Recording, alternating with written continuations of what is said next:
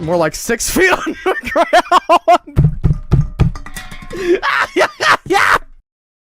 The new patch has brought alongside it some new and unique variants to it, with admittedly great palettes. However, unlike previous patches, Hidden Variable chose the path to release them in packages of 2, to accompany every monthly event and battle pass. And much like their style of release, I'm gonna be following suit with a similar style of review. I mean, for all we know, Psychic may be terrible, nobody has her yet and nobody has tried out whether she's good or not. But hey, maybe that's bias speaking. For the month of July, aka the one we're reminded the USA indeed exists, we have Red Rider and Blue Streak. Spoiler warning, they're both really good, but unfortunately they've been paired with some rather weak variants in the event relics. The jackpots are an already known gamble, and you have Freedom Fighter and Persona Assistant competing against Red Rider, both of which are very so-so. And dear god, look at that diamond relic. It's composed of a mediocre variant, a lesser mediocre variant, a meme, something passable but forgettable, and Blue Streak.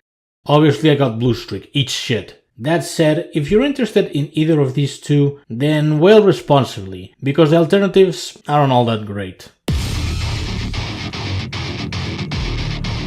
Not much needs to be said about Red Rider. She's a simple variant, but incredibly effective at the same time. Think of your average Leech Philia, but in Black Dahlia form. And that's about it. That's all there is to Red Rider that makes her stand out. But it's all she needs to actually make her high tier. Her main drawback from actual Leech Philias is that she needs to inflict heal block onto the opponent in order to start recovering, done so by landing a shot onto them. Once that little obstacle is out of the way, the game is on. And there's one crucial advantage to Red Rider that unlocks a crucial rift door. Since the recovery is based around her ability and not a marquee, that means she can comfortably go critless against Painwheels and perform rather well against her. Is it on the same level as Bloody Valentine? I'd say it's about the same. Most likely Bloody Valentine outdoes Red Rider because of Chaos Punish and similar moves like that, but they're for the most part even. And finally, as a bonus, she inflicts Wither alongside Heal Block for some extra meter coverage. Not bad to potentially save yourself from a poor overdrive. All in all, Red Rider is heavily desirable for the purpose of self-sustain. It's a very simple and easy to use ability that doesn't need much explaining. You just shoot bullets and start recovering. But that's exactly her core appeal, so if that tickles your fancy, or if you happen to be a Rift meth head, then by all means go for it. In case you have her, of course. When you right 52% of the time, you're wrong 48% of the time.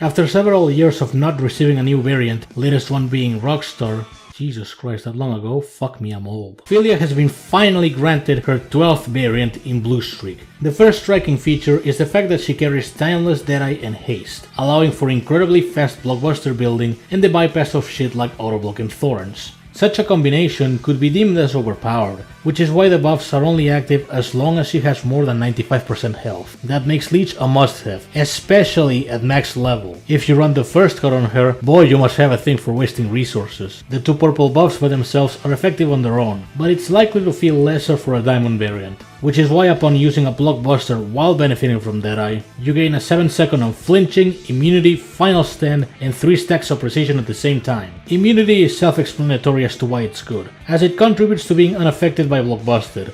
The unflinching and final stand help when it comes taking hits, and precision of course prevents ability activations. But given they only come in packages of 3, there's only one move capable of a consistent usage, Trichobizoar. If you're capable of unlocking Prestige, therefore getting death marks out, precision boosted Trichobizoars are bound to hit like a truck going at 92 miles per hour.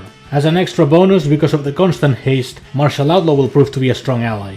All of this makes her seem like she's capable of sweeping several Rift nodes, right?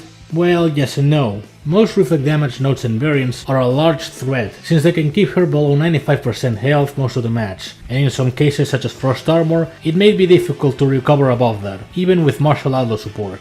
She can counter Thorns as I said before, but you better not fuck it up, otherwise you'll have to either eat the reflect or remove it entirely. Her best niches and rifts may end up being an immunity source to counter Blockbusted. It's a small role, but it's at least new to Philia, so it's definitely her best asset. I would say Blue Streak has a fair share of potential, second to fourth best Philia I would say, but she definitely has her fair share of problems, so while still a really good variant, she needs careful gameplay. Now is there anything else worth bringing up? Alright, the super form. That was tight! Watch this, Lise. You can actually pinpoint the second when his heart rips in half.